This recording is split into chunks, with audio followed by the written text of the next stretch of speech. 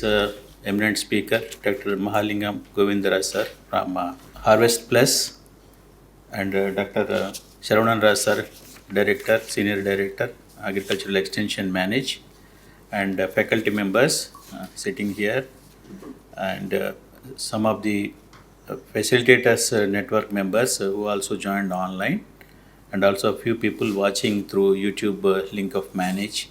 Welcome to this very important lecture, that is Krishi Gyandeep lecture series number 33 on global impact of biofortified crop varieties by an eminent scientist of Harvest Plus, Dr. Mahalingam Govindaraj.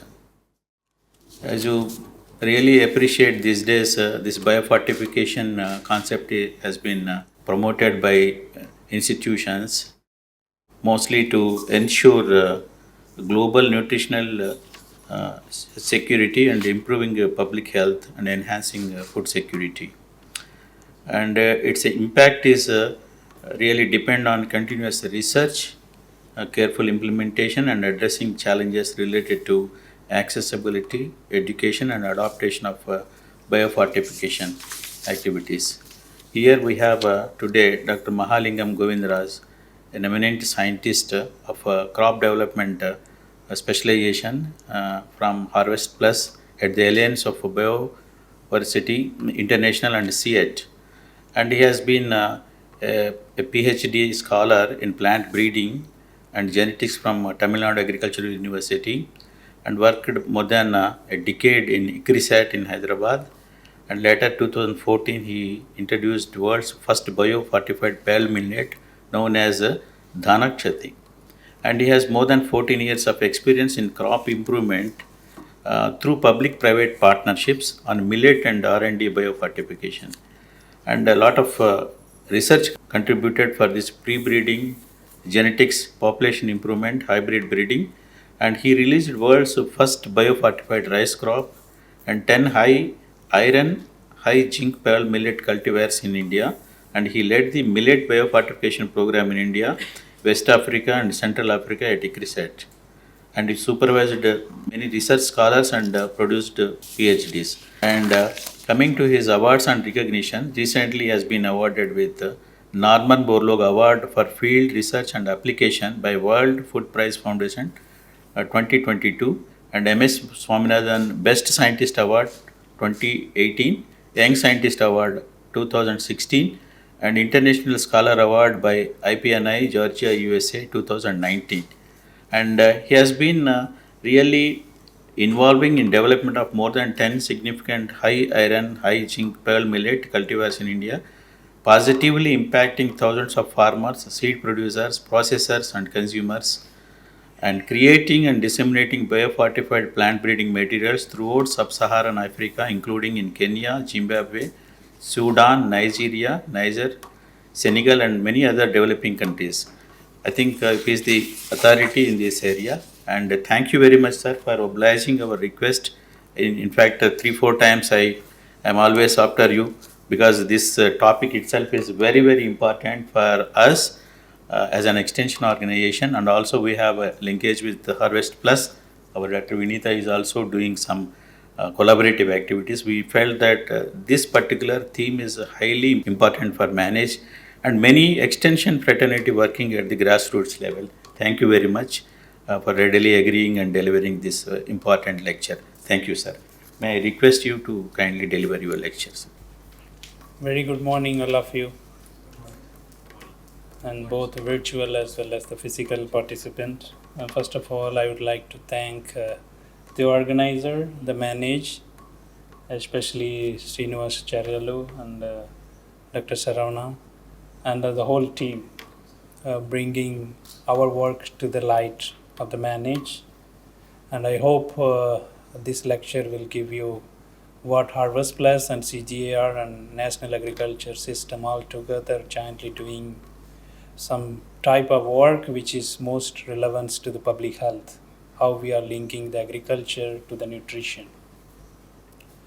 So considering the time, I cannot give the entire work our team is doing globally, but I can give you the overview and the path we come across to create this impact more than 2 decades by now. So I would like to ask the projection of the slides. All the biofortification is came in around 2000s. So when I was doing my graduation, so I never know this topic at all at the time. And even when we visiting 2003, I guess, or four, early four, as a part of the final year BSc Agriculture, All India tour, we were visiting NOM and Manage. At the time, we are admired by this, the building atmosphere and the students and the dress codes, everything. So I was the final year students. We were, very impressed, inspired by this, atmosphere, and we many of us thought that one of those. One of the students. We should study in just like that atmosphere. And today I feel that, of course, I could not fulfill that, dreams. I think the work that we have done so far is brought us today, at least part of the managed family. I'm very happy for that. Today I'm going to talk about the biofortified crops. It's starting from the development and dissemination through partnership, which to make the global impact. So biofortification is as I mentioned, it started 20 years back, it's 2 decades, which brought by the economist, it's not by the plant scientist. So many of you know that biofortification driven by the plant breeding community. It's not so.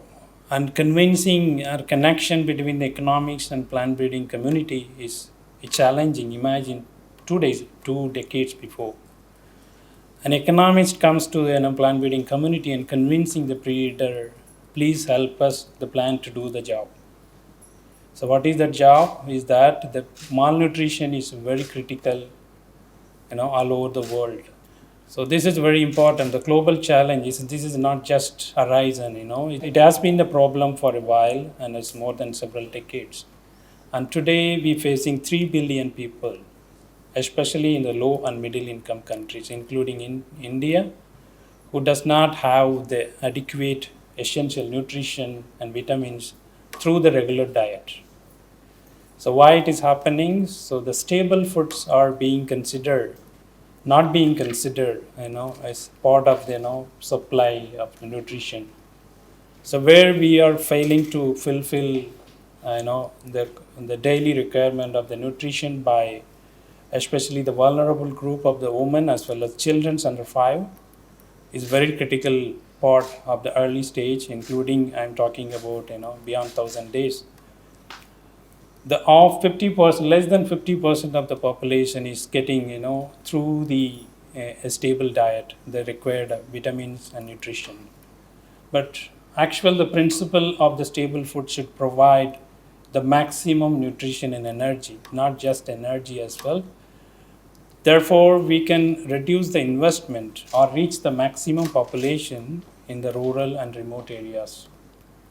So therefore, the central goal of the crop production is not just the crop production, is also the post-harvest processing.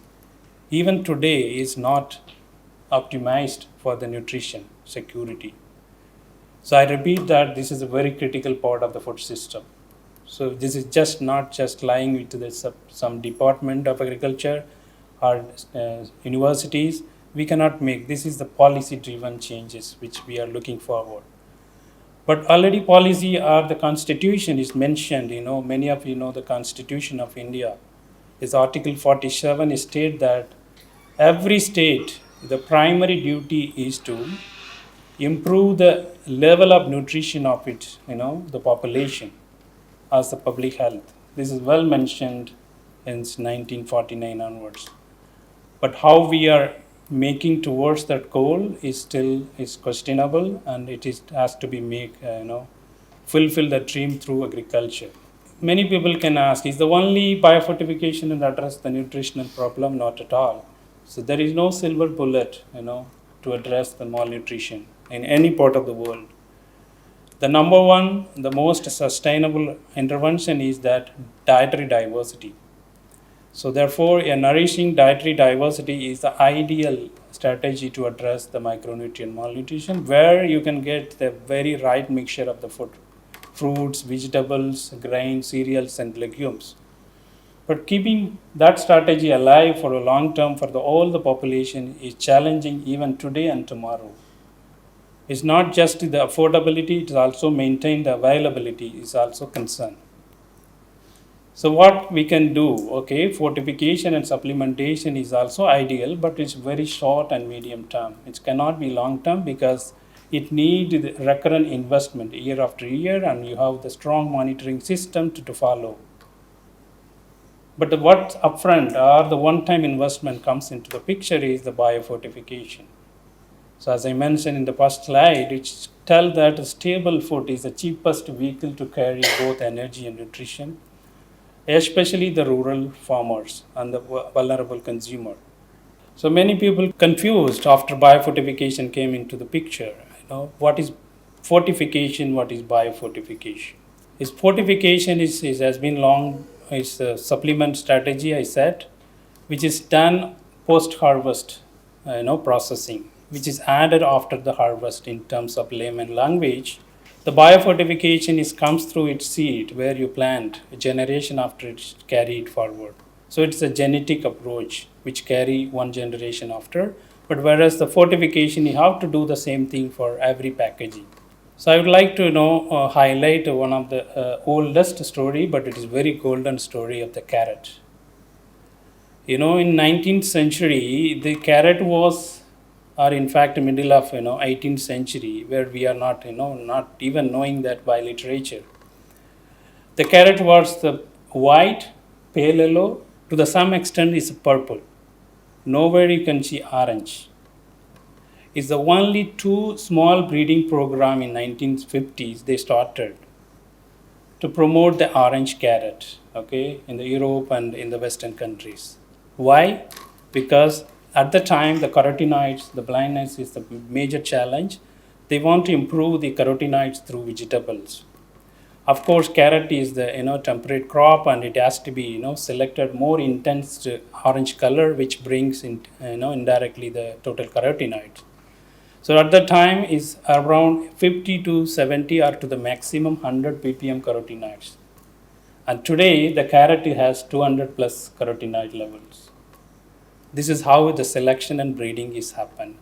Are we paying the more rubies if you get the more orange color? No. That's the same strategy biofortification is bringing. So how we can biofortify the stable foods? Is a migration from this, only the energy driven, and we are packing with, needed essential micronutrient. Many of you know that essential micronutrient in our body doesn't matter who are. Body cannot be synthesized, only has to take it from the food source. So what the food source we maximum we eat, the stable food. So therefore that's the cheapest vehicle.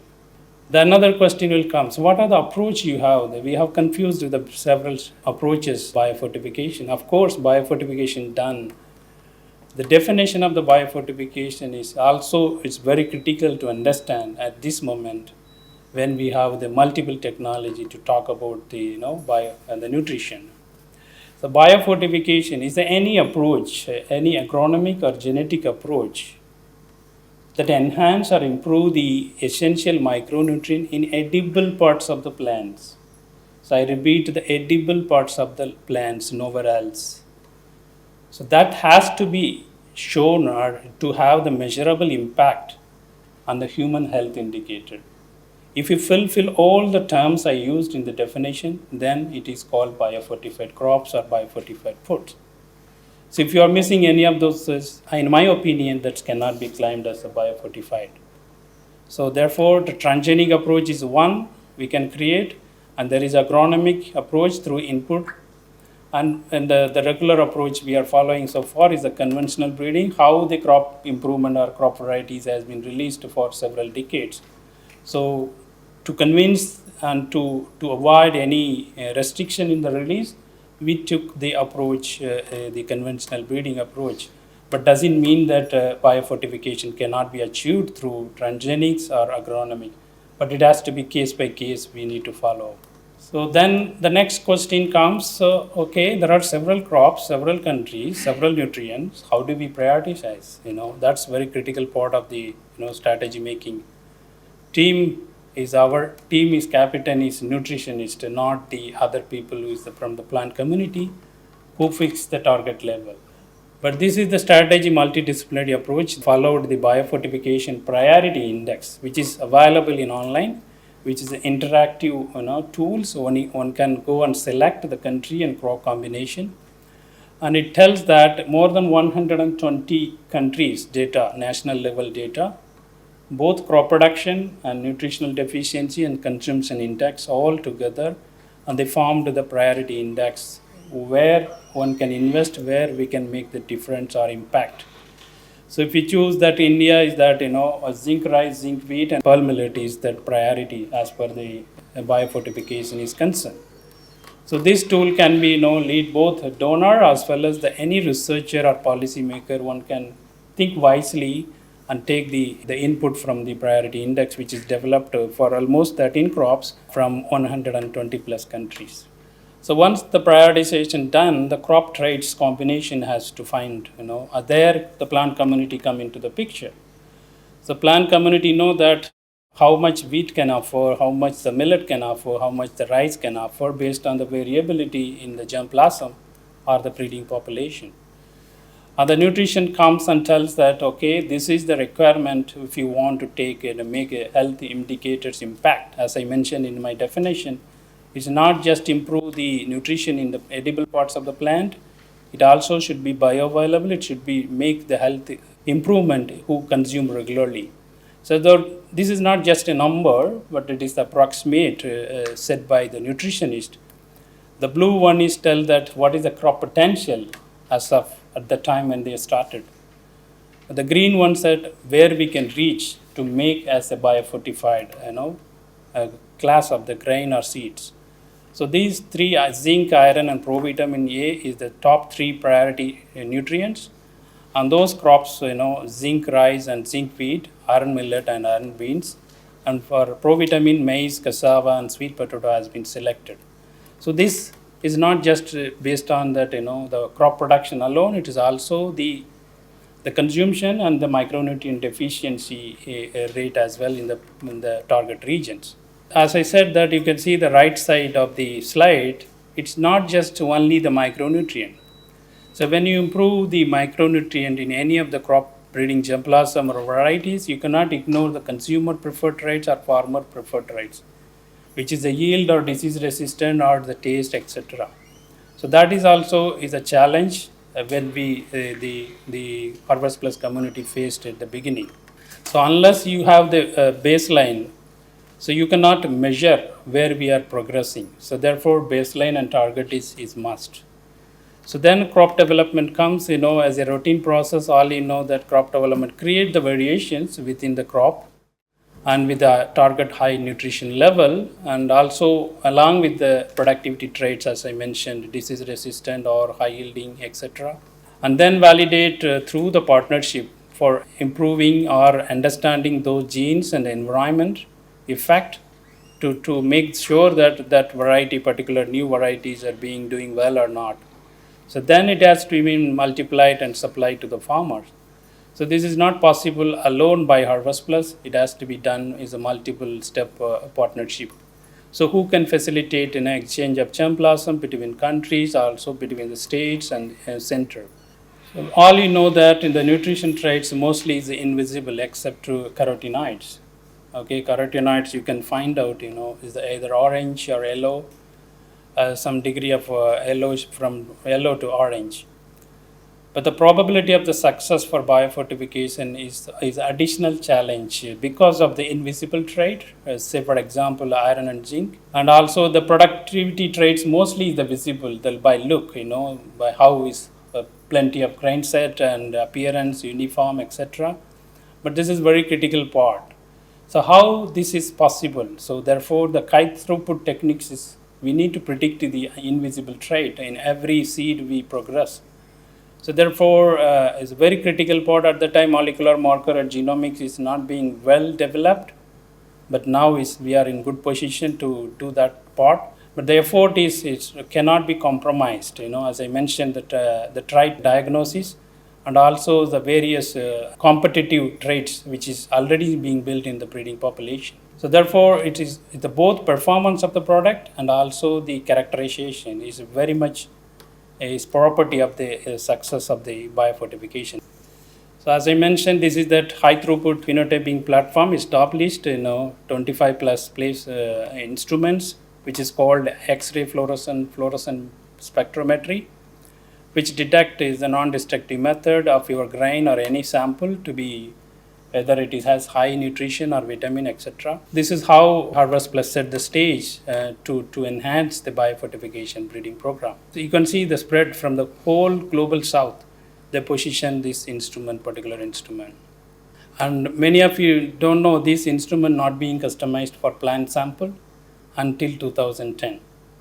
So this has been just a decade before, or 1.5 decade before. Harvest Plus invested and the Flinders University of Australia come forward with as a technology partner and who helped us to bring this instrument and customize, and now this is plenty available in India or elsewhere of the world. One can use any micronutrient and macronutrient detection. Then comes to the crop variability. This is one example come from the pearl millet. Everybody knows that millet is nutritious crop. But the question is, are the farmer grown varieties are being all the same level of nutrition? That's a big question. It's not. After our intervention, we saw that in almost all the released hybrids and varieties in India. Of course, this is done by each country, but I'm presenting here India case. You can find out that how much the iron level of the micronutrient cultivars being released both public and private sector. As I said, this 45, 47 ppm milligram per kg is the minimum baseline, because our target is almost 75 to 77, which is none of them were qualified. So therefore, the germplasm improvement is happened. You can see that the green color one, biofortified breeding investment, it jumped from the almost 47 to is almost reached more than target. So other commercial hybrid you can see is none of them is 0%, and whereas mainstreaming line, which is bred for only productivity traits, it fortunately got the 18% of the material which has high iron in content. Whereas germplasm has good portion of the variation. However, we need to improve the productivity traits and nutrition. The green bar is clearly tell that how biofortified crops approach is brought to the level of nutrition and other productivity traits to make that platform for mainstreaming. And now today, CRISAT leading that, is they are doing good job, and it is being mainstreamed in this trait as part of that regular breeding program. So that's the variability and how these, development and dissemination happens. So after 2020 Harvest Plus program heavily focus on the delivery program, because the strategy is being demonstrated well and it is working fine, and the center has to take a responsibility of the mainstreaming. The crop development is the first phase, and the delivery nutritional status studies are being done. I can give you some of the slide. And the nutrition, including the nutrition retention studies, is done in several places. And the critical part is that delivery, so which we are in the current phase, since 2020, and we have to go a long way to make higher impact, especially reaching 1 billion by 2030.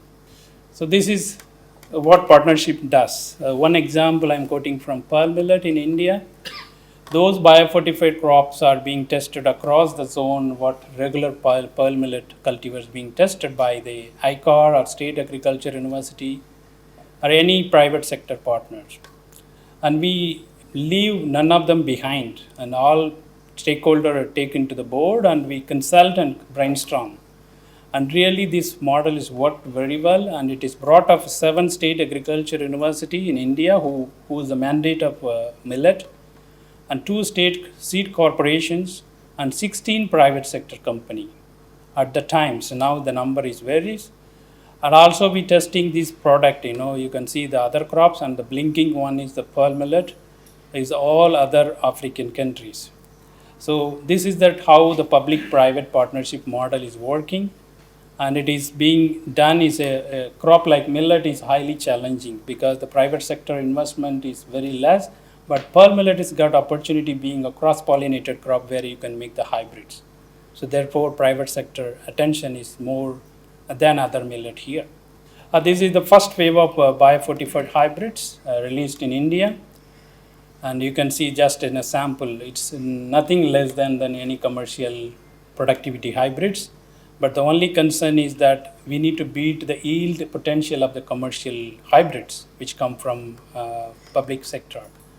The second thing is that it is having 50 to or 100% higher micronutrient than any other hybrids in the market. So that's the niche point, and we are making through the both yield as well as the nutrition. And one more variety is we released in both Niger and Nigeria. You can see the image from the young farmers who really appreciated when we introducing the new variety, which is not the routinely accepted by the regional farmers. Why do I say that? The African gem blossom or any variety which is a long duration than Indian conditions, it's a long panicle. It's almost close to a meter, a long panicle, so that they can bundle it in the farm and they can store. And then they will thresh before 10 days or 15 days of the food, because this is the rice for them. So pearl millet heavily consumed, in Western and Central Africa. And they have only one crop season. So therefore, keep on harvesting the farm at least more than a week or 2 weeks or 3 weeks based on the maturity of the grain. But our varieties did mature at the same time, so the harvest to be done at the same time.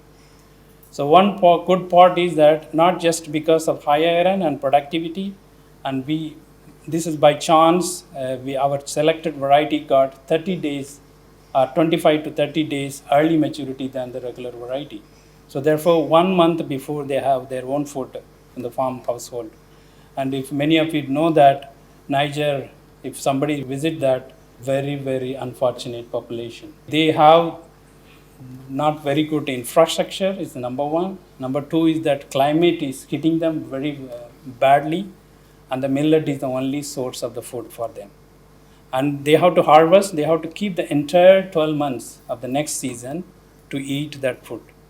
So assume that even the panicle sold very costly than India in their markets. So they will procure from the market and they will thresh it and they use for food purpose. So this is very critical part. So we feel that at least the technology, which also can be combined with the early maturity and the farmer needed traits and also the the market driven attributes.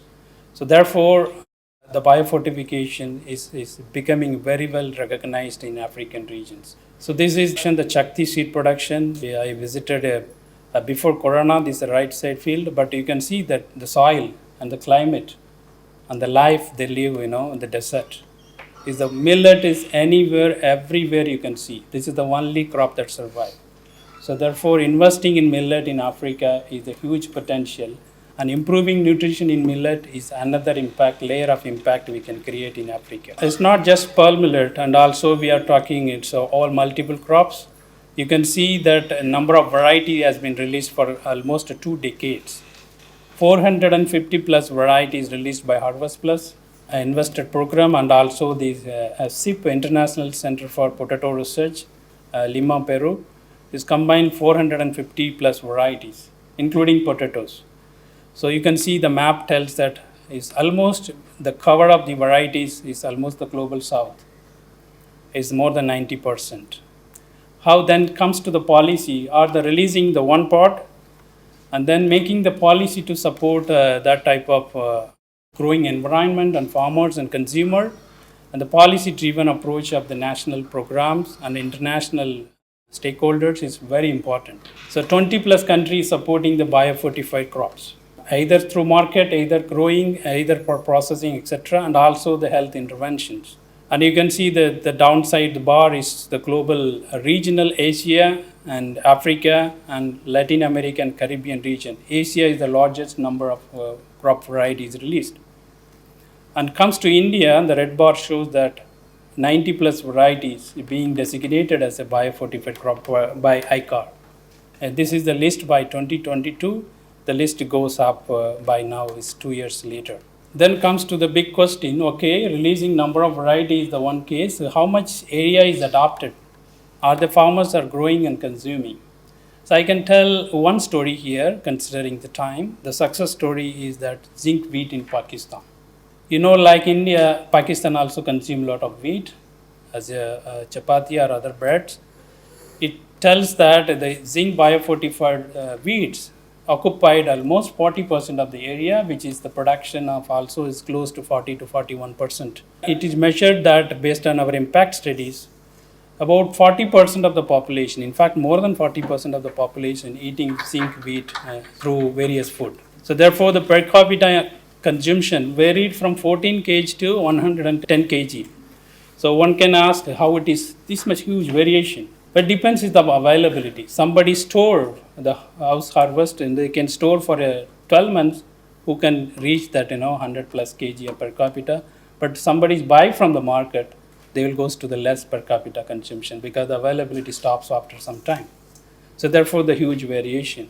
But the impact here is this is also bring the rust resistant, which is the best disaster in the wheat production, and also heat tolerance, which is grown after March or February. You can see, imagine the heat at the grain production stage. So this is the very critical combination. We bringing nutrition and productivity traits and resilient for the climate.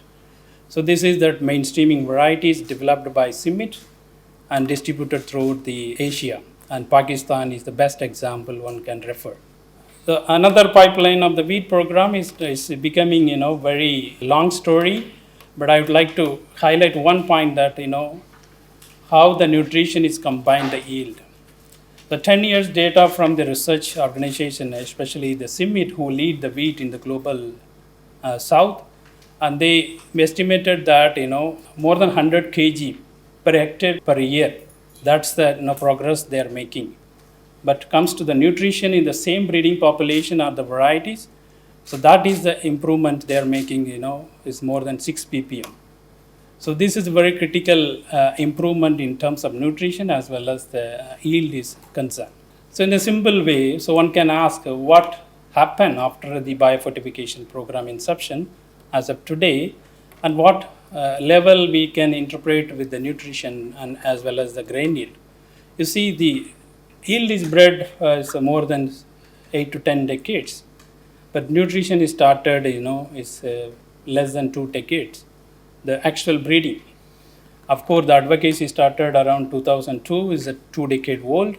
But if you see that the progress to represent both nutrition and yield at the same unit level, so we put the gram, all units in the grams. So you can see that by 2020 now, so it's reached the level closer to that and the progress we are making the yield. In fact, we can make much more progress because this is very easy to make the nutrition, but yield is very hard. And also the income oriented, because the many of the manage or the NOTS program is also extension officer who really think that how it can make a difference in the household level of farmer fields or farmer markets. This is the one example I would like to quote in Rwanda, which is the bean consuming country. The biofortified beans, which is rich in iron. There are 2 types of beans. One is the climber, which is grown in high altitude, and the bush type is grown in plains and the lower altitude. So these 2 groups are targeted, and the varieties bred for biofortified has been tested. So here 2 messages. One is that bringing yield along with the nutrition and without compromising the farmer's income. Today, many intervention policy makers are talking about the nutritional impact. The biofortification is the one has to be considered in the crop improvement, I would say agriculture, crop production and processing. Therefore, we can address these type of issues in future. So the challenge is increasing, as we know that challenging not just for climate and also the research driven approach, which is heavily focused on yield, which is right, which is not wrong. But keeping that right approach for a long time may be a wrong approach, I would say. The evidence is well proven that the latest publication by 2023 says that all the mega varieties which is contributed green revolution has significantly has a much lower level of nutrition which supposed to have either 20 years or 30 years back. So it could be more than 50% reduction even in rice and wheat. Those are mega crops in India. So the number is given which is come from publication from 2016, which also tells the same story. The critical part of the element of research of commitment now is to be considered what is that essential micronutrient, what can be offered through the relevant crops. So we cannot ignore for a longer time is the only productivity. So also we need to consider, like we are talking about climate resilient traits, one has to talk the nutrition also. The climate is going to hit not just by yield and also for the nutritional traits. Our community in Harvest Plus and CGAR, and they are very well aware, they are taking care of deliberation and making sure that any of the future variety should be monitored for this trait. So how we are positioning the challenge to be addressed in future? We know that so far Harvest Plus invested in the biofortification, but one has to take ownership of the center, the crop led by center, and they are taking as a ownership for mainstreaming from 2022 onwards. So how do we make our negotiation is that push that micronutrient which are more relevant to the crop breeding to the center of the core, the circle which is shown in the green color, which is the any breeding program target that part of the traits. So we need to move from special category to core category. So therefore it is very critical. So we cannot negotiate, no negotiation, no ignorance of this trait during the crop development. The product profile is nothing but in the breeder blueprint, you would say. The next 5 years, what is the variety going to come? That's the blueprint. So that's a simple term of the product profile, which is private sector very well advanced on those technology, but public sector now moving towards that type of pattern. So CGAR now developed 300 plus crops product profiles, of which 18%, I would say around 20% is going to be moved from special category to the core category, which is the biggest change and biggest acceptance, commitment. But all we need to see how we are making progress. So therefore I mentioned that as earlier, genetic progress is not just function of genetic alone, moving trait from special to core, and also adequate funding to do that type of research. The next part of the issue comes the post-harvest. So okay, farmers growing biofortified crops, they're harvesting, they're consuming. That's the first most target. Okay, the surplus goes to the market. So are they having any national policy or the guidelines or the, I would say, the standards exist between the farmers or the procurer or the buyers?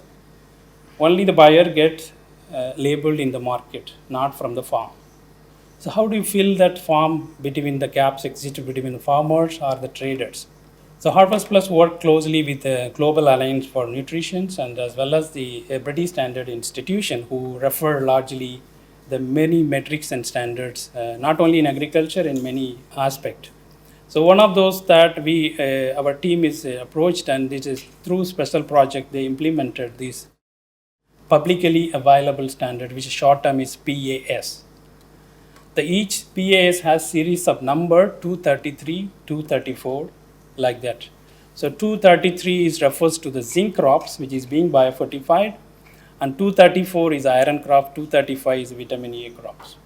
Is a multiple crop focused on one nutrition. So how can you differentiate from one crop when comparing to the nutrient in the market or from the procurement from the farmer field? Is very critical. Therefore, this is a very good guidelines established.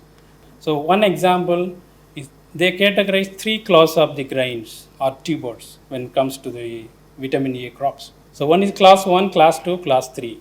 The class 1 is that always the top level which 100% met the biofortification standard. Of course, some of the various intervention farmers hit by the bad weather or something issues, the level goes down. So we cannot ignore that part of the production. So we can also grade them as a grade 2 to the certain level of the ppm or milligram per kg in terms of iron and in terms of zinc. So that then comes to the third group. So if you are not following your production in any of the groups, cannot be considered as a biofortified. So therefore it is very good use for market. And how we link those to the breeding targets. So this is also connected to the breeding target, to the market target. So how we made this program is successful so far. This is the approach Harvest Plus is followed. It's worked with crop research center where the trait and crop development is happening, and also the breeding pipeline and testing and release of the product. The most of the academic or the research center stop that stage where the seed is released, the purpose is over. Of course, their domain is over. Then it goes to seed multiplier, distributor, and other processing and value addition and retail products. But who will reach that entire chain of the value chain is very critical, and Harvest Plus made partnership, not just alone research partnership and also the retailer partnership. So how we can benefit the biofortified crops and sustainably in the local regions and through the surplus being marketed to the consumer benefits. So this is very critical part, and breeding is changing and transforming. They are taking the more market intelligence based survey. So what you breed for several years, what consumer eats, and we don't know what they prefer or not prefer. Only the production index is that matter. But are we consider what really consumer? There are different type of consumer. One like the different taste, another regions like another taste. Are we integrating those into the breeding program is the big questions. So now we realize the plant community, the breeding should happen what the consumer is needs. And also breeding also responsible as a social impact responsible also should deliver the nutrition. So they cannot deny. So therefore, these type of things we are improving in the CGR and also the national agriculture system. The only thing we need to bring the private sector more engaged. Without them, we cannot really mainstream the end users. So therefore, the approach is well positioned, but it is a long way to go to create a sustainable value chain in all the crops, in all the regions. We are working with the various partners. We are most welcome to work with any number of partners in this, wherever you fit in this value chain. So how do you segregate, biofortified and non-biofortified? This is the one example from Pakistan, as I mentioned, and how they do that, a segregation of the zinc wheat from the normal wheat that they distribute. So this is properly guided, and our team is working with the value chain and commercial sector as well. And this is mostly for the government sector. We do also the capacity building and also guide them through labeling through the particular analysis or the market survey. And India also we are deployed, several states and several crops including millets, rice, wheat, and of course lentil as well. All those varieties are being given here, how much we produce. Mostly, several metric tons of seed distributed. And we also engage the Oman farmers who can make the decision in terms of nutrition and household consumption, who can wisely choose the which nutrition, which crop, and which variety to be chosen for the growing particular needs. And this is the one slide I showed you with the 2 bar, which is the baseline and target. And the dark green bar tells that what is being achieved now. So this is very well achieved in all the crops for all 3 nutrients, which is well set. 100% target is mostly the first class of the grain to procure in the market as per the PAS standards. People has to complement in the future variety also to keep that pass. So therefore, the baseline and target keep the investment going on and also measure the progress, how we are making the progress from baseline to the target, and when we reach the target and how we can sustain. So that's the critical part of the process. And the last one is the nutritional impact. And many of the nutritionists is very critical. And as I said beginning, these targets are fixed by the nutritionist, not by the plant community. Whereas the vitamin A you can get, sometime in the sweet potato you will get up to 100%, whereas otherwise you can get the grain crops up to 50%. So this is a huge impact one can create by choosing the appropriate variety and grains to be food as well as the household consumption. These are all the studies which supports that how much the bioavailability or clinically registered trial has been efficacy study has been conducted for biofortified crops. It is all just not only improving the nutrition, as you know that nutrition also important for providing the full potential of the children or women, that create, the healthy conditions to improve both mental as well as the physical activities. So some of the studies proven that consuming zinc crops, reduce the diarrhea and also reduced that illness of the school children who can give the more attendance. The attendance goes down when you are sick. So this is very critical observation when they provided intervention, through biofortified crops. And there are many health benefits being claimed based on these studies, but it is well proven. So therefore, biofortification is not less than any other approach can provide nutrition, and it is critically proven in various independent studies. These studies are not being conducted by Harvest Plus. So this is being conducted by independent, as you know that clinically registered trial will always have an ethical team, an ethical committee to pass through that. So these studies proven again and again, and more than one variety of the same crops provide the same pattern. That means you can make the difference in nutrition while consuming these type of grains. So one of the example where I work at the time of ECRISAT, this is that impact we made, that the consumption growing of the household is very critically proven that the iron deficiency becoming normal when you consume regularly 6 months. Okay, the quantity varies from based on your body weight. It varies from 150 gram to 240 grams. If you consume, then the randomized group they had in the study, they reversed that iron deficiency became a normal after 6 months. So this is a very critical element of success. One can use that policy interventions. Of course, India is the only country who made that, iron and zinc is the part of the release criteria. Doesn't mean that you are bringing more productivity traits is well and good, but also bring at least the minimum level of iron and zinc. The iron is 42 ppm, zinc is 32 ppm. They fixed in the national level. So any other variety released officially has to endorse by these levels. And this is the last 2 years, data shows that various countries, how many people are eating the biofortified crops. So this is the global impact. Many of you seen this slide already as a Harvest Plus promoting that 100 million people reach. It's not simple reaching this many people by, this is 100 million people just who grow and eat.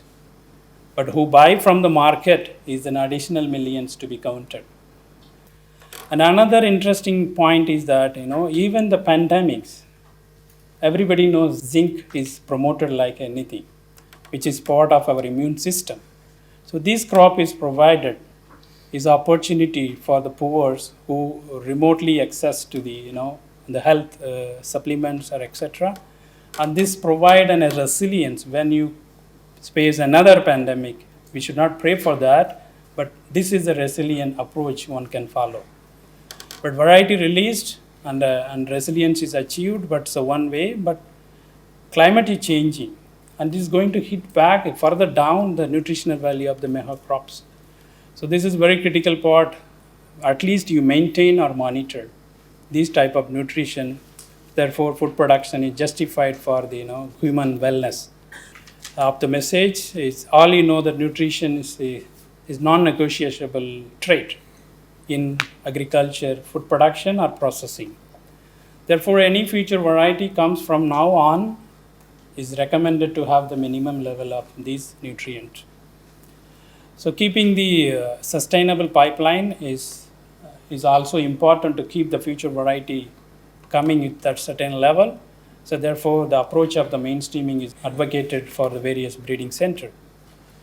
It's not just a breeding center, also the government has to ensure it's the positive atmosphere of enabling policies, which is very much important. That environment is not there and we cannot push for a long time.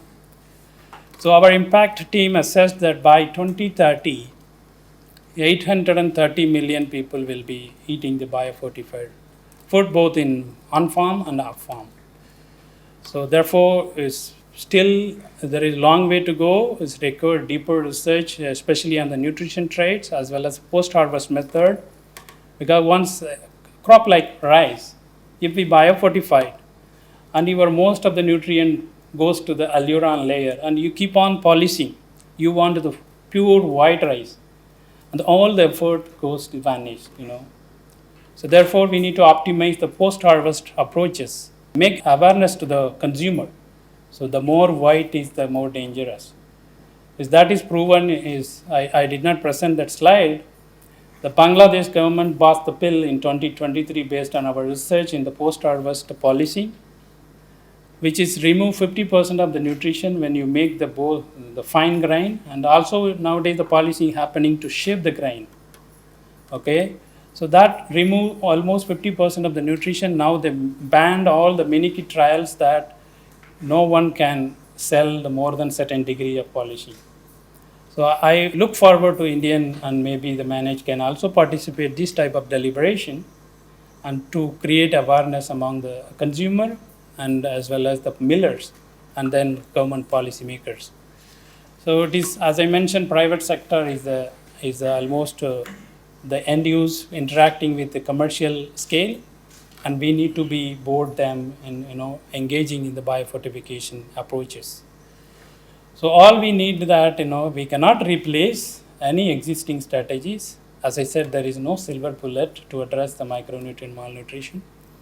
But agriculture and biofortification is one of the approach one can use appropriately for a long-term benefit. Therefore, positioning the biofortified variety in your any of the project or value chain is very much important. Not just local or regional, but it is global. That investment makes sense. This is what I always tell that So I come from the research background. I work with many people, diverse people, economists, nutritionists, stakeholders, and even millers and donors. So I do understand what we did mistake in the past. Okay, one has to understand is everything what we make is not always right. One has to understand how we can make more efficient when joining the hands. So making interdisciplinary approach is the most success part of the element, Harvest Plus is proven, and Harvest Plus is the multidisciplinary approach. We not just support research, and we take to the end user and policy making levels. So that's why the Harvest Plus is working across the value chain. So we all know that, food industries, food security, not just, food production or food supply, it also brings the nutrition. So it is not has a two different definitions. It's just one definition. It's approved by the global deliberations. So hereafter, food security means should include a nutrition. If you are failing to do that, your food security is incomplete. So that's what we deliberate both, research and policy dialogue. And we are telling that India is growing, and we are, several years after independence, we still have the malnutrition as a big problem. It is easily preventable. So I always argue with the many stakeholders and also policymakers, including the government officials. Invest just 1% of your health intervention money into this. You can make huge impact in the health system, or the farmer welfare, or the protecting environment when you're bringing diversity of the crops. So therefore, naming is a one way of promoting, say for example, International Year of Millet. Okay, we advertising ourselves. It's well good, the reach is very good. But after that, it's 1 year we cannot achieve everything. We need to work for a decade. So let us work for a decadal approaches, to make the agriculture to connect to the nutrition. And I hope the extension officers or the stakeholders or the input dealers who work with the manage can benefit from our lecture. And as I mentioned in the beginning, I cannot give entire process and entire technology. We can still is reachable through the manage, and we are open to give any type of expert or advocacy or working with you for the benefit of the rural farmers. Thank you. At the outset, on behalf of Manage, I thank Govindaraj Mahalingam for a very interesting session. And any civilized world, always we used to tell, so poverty is the curse actually. Globally, if you see, it's the millions of people without food even today, even though we do large number of research and development, but large number of people are without food. If you talk, nearly 1 in 11 people are poverty across the globe, or malnourished also. and it's not only people and children actually. It is 149 million people, children, that to age less than 5 years old, they are malnourished. That make a long-term impact for the development. Many are wasted, stunted, or maybe they are prone to disease later on when they grow. It's a future, no, we are making burden, and also we are future, first only we are curtailing. That's a very sad story, but efforts like this may be appreciated, and it may be long way to go to support the large number of population to grow very happy, healthy, and also all having very productive assets, productive human beings for the global development story. That's what globally it is something, no, people used to tell even today. Nearly 2.8 billion people are not having proper diet. That is roughly comes to 35%. It is too much actually. These type of efforts need to go big way. Maybe as Dr. Govindaraj was rightly told, it is researchers already doing their work last maybe 1 decade. It is big way they are doing it.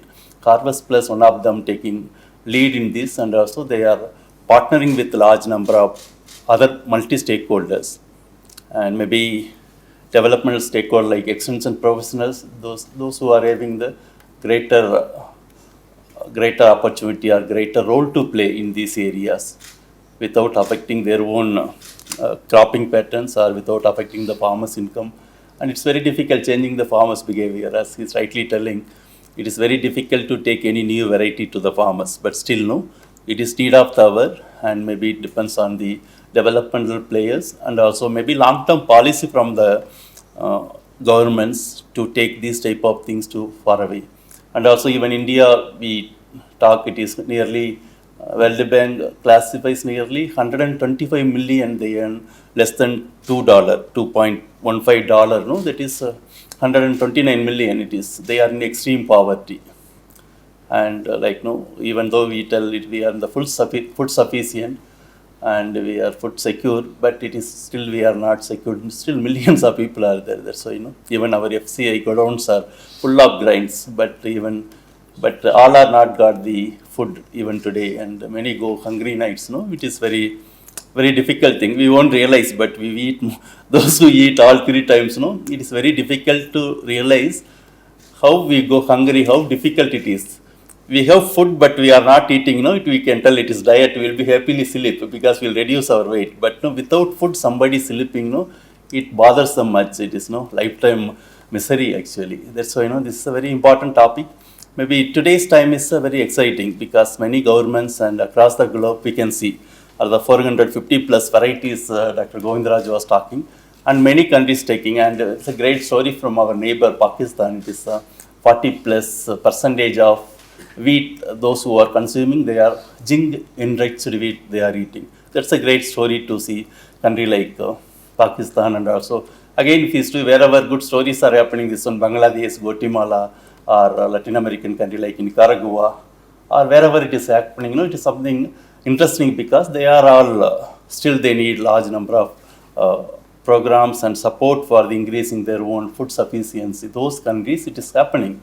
That's why there is a lot of possibility to take this one to across the globe. And again, when we talk about poverty and nutrition, malnutrition, it is not the elite is affected. Always, rural population, that too farmers are affected, farmer children are affected. That's why it is very important. Whenever they cultivate, they will take to their own families. Then, it may be we are reducing, directly reaching to the people really affected by the malnutrition or poverty, mostly in the rural areas, majority of them the rural areas. That's why it's a noble cause, and we appreciate when we are very happy to see your biodata when Dr. Chari was telling, one of the pioneer in the breeding, and also a lot of awards and accolades, and also it is reaching globally. On behalf of Manage, we appreciate your efforts, and also we are very much thankful for your presence here and also explaining all about biofortification. Thank you very much.